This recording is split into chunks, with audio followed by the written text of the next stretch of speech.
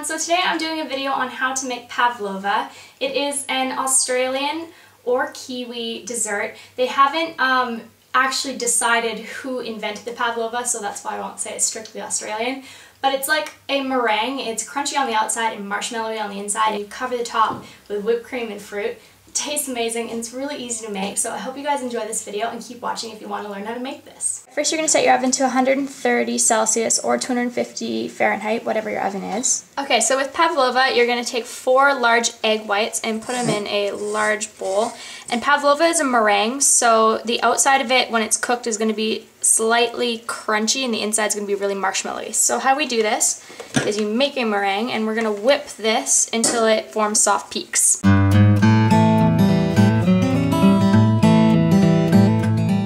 Check it. Okay, yeah, it's holding soft peaks. You can see how it's slightly holding itself up. And so now we're going to take castor sugar, which I don't think that we have it in Canada or in the States. What it is just a really finely ground sugar. And if you don't have this, you can also create it in your food processor. And you're going to take 1 cup of it, and you're going to tablespoon by tablespoon just slowly feed it into this mixture. You're trying to get the sugar to completely dissolve into this egg. So I'm going to put the first one in and start my mixer and just slowly pour. Actually, that might be easiest for me.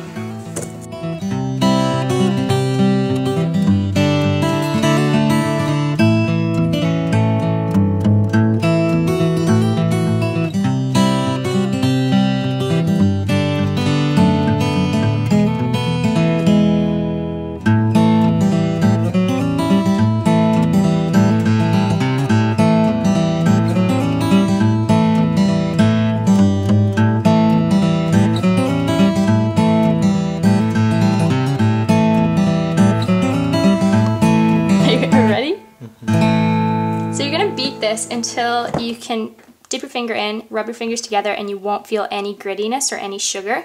It actually took way longer than I thought. I've never made this before, and it took about 10 minutes to like fully get it all in there, but you'll also know because it'll become shiny and create peaks. So next what we're gonna do is take our ½ teaspoon of vanilla extract and beat that in as well. And then, thank God we are done with our mixer. My arm is about to fall off. I'll unplug it here. And what you're going to do next is you're going to sprinkle, how much is this? ½ tablespoon of cornstarch or corn flour, depending on wherever you are, that's what it'll be called. We're going to sprinkle it just over top and try and spread it out evenly-ish, because that's a word. My new word, do you like it? And we're also going to put 1 teaspoon of white vinegar over top of that as well. And then with a spatula, we're just going to fold that into the mix. Make sure that it gets all in, but we don't need to stir it too much. So it looks kind of like goopy marshmallowy, kind of like when you're making Rice Krispie treats or something. So what I have here is a piece of wax or parchment paper, and I drew a heart because it's Valentine's Day, but you usually just would do a circle that's about 7 inches in, what is it, diameter? Is that what it's called? I think so. Anyway, you do it that wide, and then flip it over so that the ink isn't on the top side, and put it on a baking pan. And then you are going to put your meringue kind of within the guidelines of that.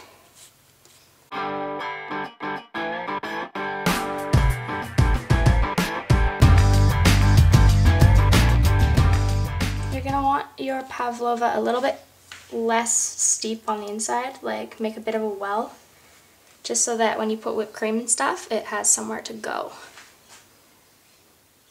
Dig the middle up just a little bit. We are oven ready. We're going to put this in the oven for about an hour to an hour and 15 minutes, or until the outside is dry and kind of like a pale creamy color. And then we're going to turn the oven off and leave the door slightly open and let the meringue cool completely in the oven once it is done.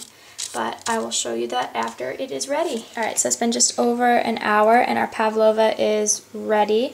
What you do is turn the oven off and then just leave it in the oven to cool with the oven door slightly ajar. We're going to make whipped cream to put on top of the pavlova, so I'm going to add a little bit of icing sugar to some whipping cream. I just want to add a little bit, just to make it a little bit sweeter. That's probably good enough. And we'll start to whip it. Whip it good. When your pavlova is done, it'll look like that, and I've let it cool, and you can see that there is like slight cracks in it. and the outside is hard but the inside is all meringue. So I can now ice it, and I'm going to put that whipped cream and spread it all over it.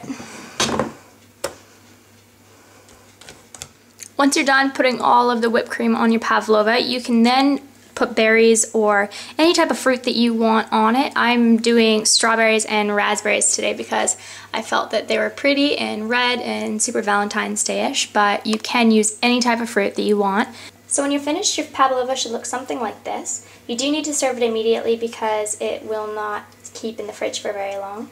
I hope you guys all enjoyed this video, and happy Valentine's Day!